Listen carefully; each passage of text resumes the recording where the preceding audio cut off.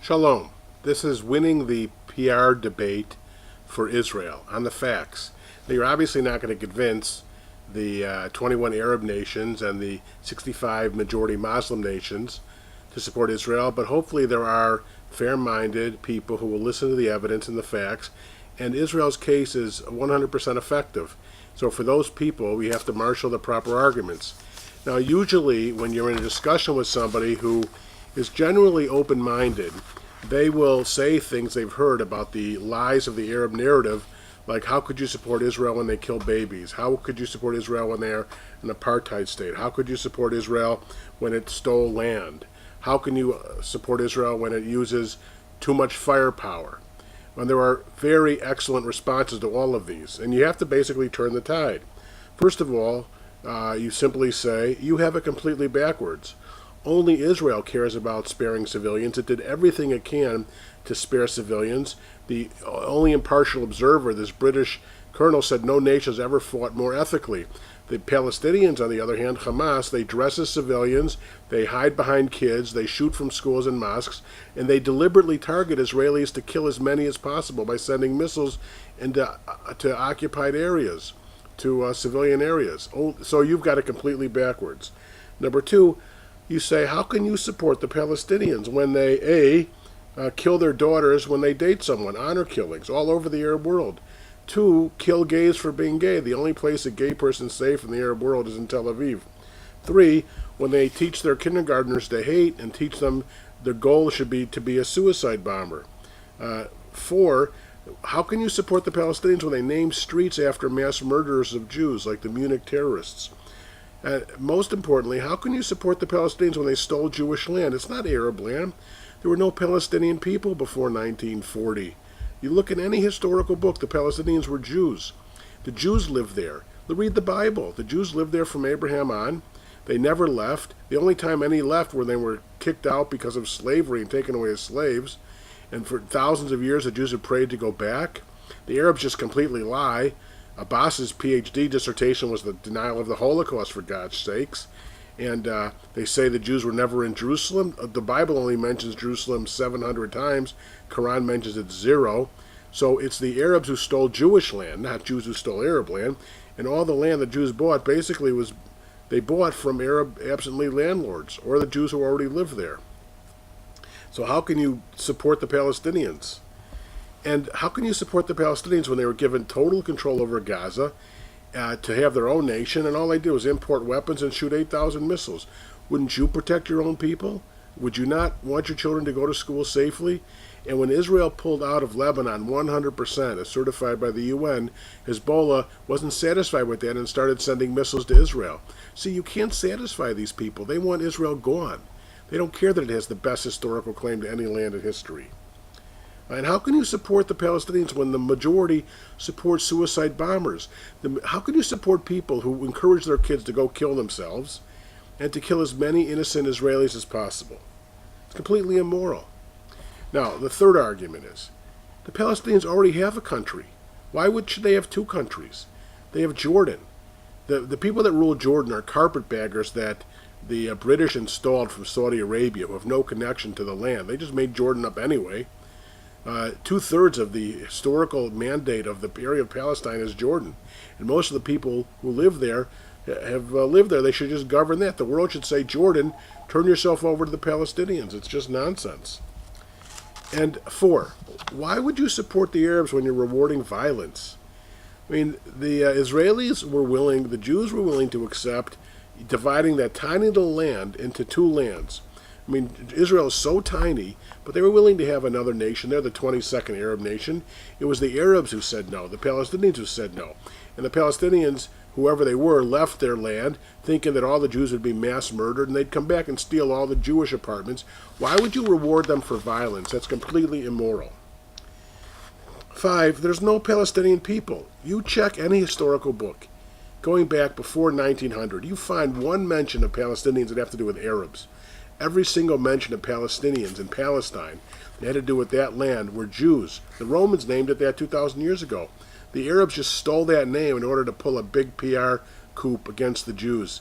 Just a bunch of nonsense, and you're falling for it. 6, You say the Jews respond disproportionately? No, but they went house to house in Gaza, which were all booby-trapped, trying to find the Hamas dressed as civilians in violation of all laws. The United States firebombed Dresden. We nuked 2 Japanese cities. I mean, the Americans firebombed Lebanon. The Israelis went in house to house trying to stop the 8,000 missiles coming from Gaza, and you say they act disproportionately. It's just nonsense. How can you support How can you support the Palestinians when they've done nothing for peace? They author nothing but hateful rhetoric. They teach their 5-year-olds to hate. They honor mass murderers of Jews. They consistently refuse face-to-face negotiations.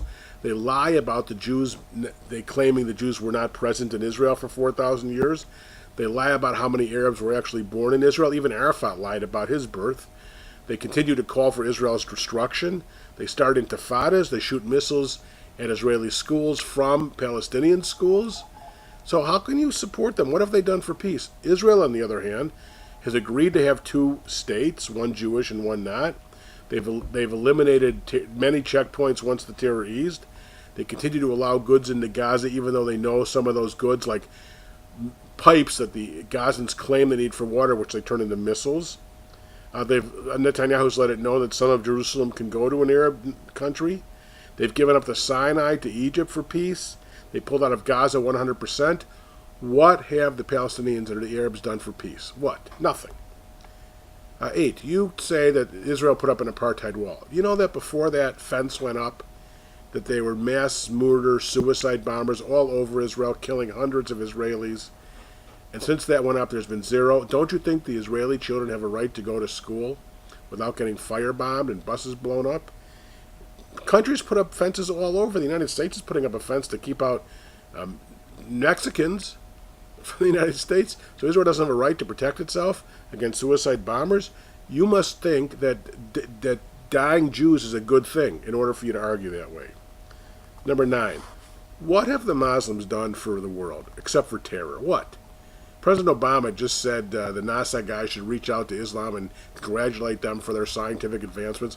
Well, those were 800 years ago, and those were not Arab advancements. They happened to be the Arab numerals we have were borrowed from the Hindus, and whatever science came from people living in Muslim lands but weren't Muslims. In any case, it was 800 years ago. Meanwhile, Jews have 15% or more of the Nobel Prizes and are saving the world. So how can you side with these people that have done nothing except bring terror? 10. It is the Arabs who persecute their citizens and have horrible living standards. So turn your attention to solving poor living standards and human rights violations in the Arab world. 11. Which of the 2 nations is self-critical when it comes to mistakes? Every nation makes mistakes, but Israelis have the right to petition to the Supreme Court. The Supreme Court frequently says what Israel is doing they should change. What kind of redress is that when you have tyrannical dictators in all those Arab countries? 12. How can there be peace? Look, what can Israel do?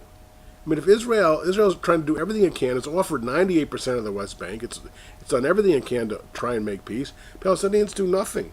And until the actions of the Palestinians, the Hamas and the PA change, until they start saying to their citizens, we can live in peace with Israel instead of trying to kill, when they refuse to arrest terrorists, when they truly accept Israel's right to exist, then there'll be peace.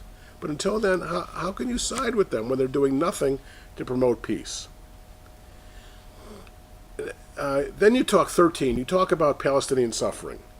What suffering? The West Bank Arabs have the highest living standard and freest in the entire Arab world. Israeli Arabs live better than American minorities. In the measure of health, they do better than American white majority. Palestinian Arabs living in the Israeli-controlled West Bank and Gaza have a higher term of life expectancy, adjusted real income, and educational attainment than most fellow Arabs, according to the United Nations. Most of their problems are caused because of their anti-Israel attitudes. So what suffering exactly? You buy those as Arab lies and those doctored pictures. I mean, they showed a funeral, a video, but they forgot to cut it off too soon because at the end of the video, the guy who's supposedly the dead one jumps out of the coffin. 14. You like to think, accepting the media portrayal, that Israel is the David and Goliath, and the Arabs are the David. Well, it's the reverse. Israel's a tiny little country. It's got 6 million people versus 500 million Arabs. It's got 9 miles wide if you give back the West Bank, and 15 miles with the West Bank wide. The Arabs have hundreds of millions of square miles. So which is the David and which is the Goliath? 15. Your criticisms are simply anti-Semitic. I know people say, how come you can't criticize Israel without being anti-Semitic? Well, it is. Israel's treated different than any other country in the world. The overwhelming majority of sanctions of the United Nations and resolutions from the 21 Arab nations and 65 Muslim nations condemn Israel, which is one of the freest, most democratic countries in the world. You know, there are 13 Arabs in the Israeli parliament. How many Jews in any Arab government? Can a Jew buy land in Jordan? No. But can Arabs get land all over Israel? Of course. So you're just anti-Semitic. And finally, bulldozing homes? Read the newspapers. Hamas is the one bulldozing Palestinian homes.